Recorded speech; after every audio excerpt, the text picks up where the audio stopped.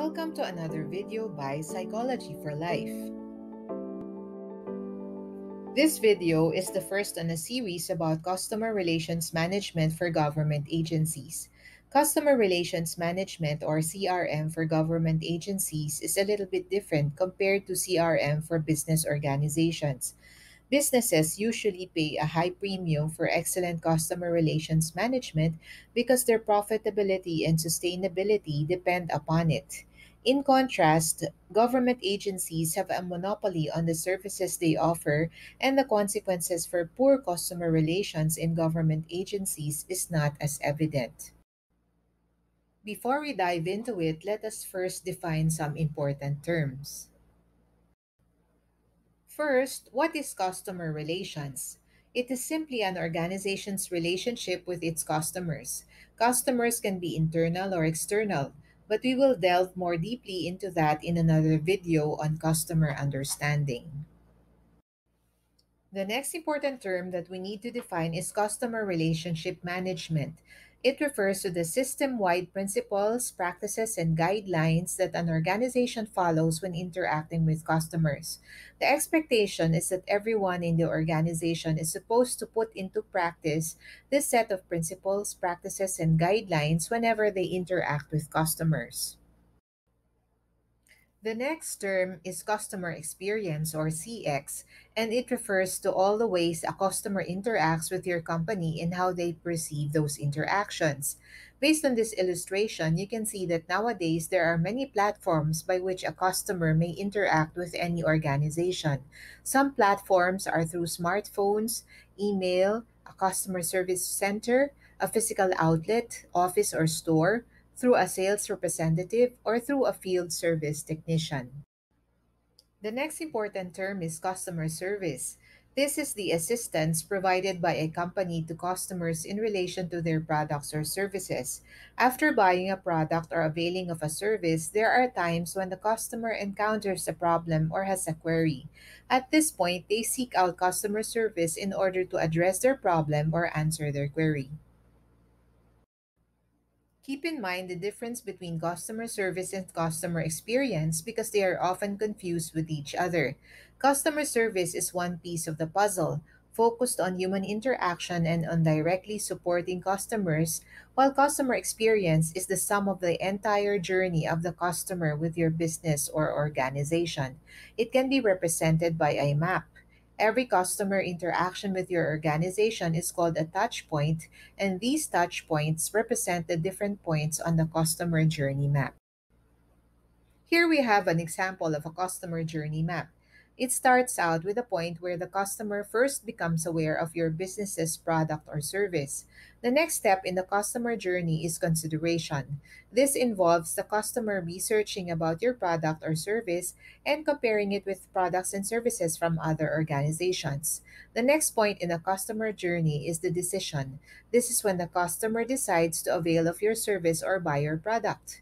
Congratulations, you succeeded in making a sale. However, this is not where the customer's journey ends. The customer may become satisfied or dissatisfied with your product or service. To prevent this, you have to provide aftercare by extending help to the client when they encounter difficulties using your product or have problems in availing your services. If they become satisfied and even extremely pleased with their customer experience, they can become your advocates, advertising your product or service by word of mouth for free to prospective customers. What are some of the dimensions of excellent customer service? There may be many more dimensions, but in general, customers are always looking for three things. First, effectiveness. You are able to give them what they want. You're able to help them achieve their goals. Second, ease. Customers want it simple, easy, and fast. Third, emotion. Customers want to feel good after interacting with your organization. If they feel bad, their customer experience will form a negative impression about your organization that will be difficult to remove. Now, you might be saying, I don't really care what the customers want. If they want our service, they must stand in line for it. It's not so easy for us here in the government. There are so many problems giving citizens the services they need. If they only knew how hard it is to work here. But there are some negative consequences when government agencies give out poor customer service and customer relations are not managed well. First, it leads to loss of pride in one's country or in the government system of one's country. It is sad to see a nation whose citizens feel very little pride in their country's government system. Next, it engenders pessimism about the future of one's country, the sense of hope that things will eventually improve and that things will someday become better. Instead, there develops a sense of cynicism and hopelessness, helplessness, and resignation that maybe this is the way it will always be in our country. Next, those who receive poor customer service from the government often feel a sense of degradation. In the first place, many of those who avail of government services are those who cannot afford the services of private companies. Many are poor and marginalized citizens. When they are treated poorly, it adds to their feelings of low self esteem and lack of confidence. Fourth, poor customer service and customer relations from government agencies can lead to close scrutiny from the media, from other government agencies who serve as a check and balance, such as the COA and others. Fifth, it can lead to embarrassment for the government employee who gave poor customer service, but this often leads to embarrassment for the entire agency and for the leaders of that agency. Finally, it can lead to failure in attaining the vision and mission of the organization. On the other hand, what are the benefits of excellent customer service and customer relations from government agencies or organizations? First, it leads to compliance by citizens. When they feel good about their customer experience with your agency, they will tend to comply more easily with what you require of them. Second, good customer relations will often lead to expansion of your agency's efficiency, leading to greater influence and power. Third, good customer relations turns your customers into advocates. They will tell others of their great experience with you and advocate on your behalf.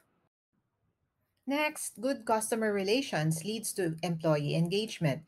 Most employees feel good when they work for organizations that are working efficiently and are viewed in a positive light by its customers. Finally, good customer relations leads to efficiency and lower cost for delivering services. It will lead to efficiency savings, and this will later on lead to financial rewards and even psychological rewards for all employees.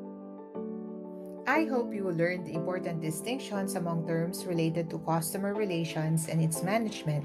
In my next video, I will be discussing 6 important elements of customer relationship management. I hope you will also watch it. If you like this video, please like, share, and subscribe. Thanks for watching.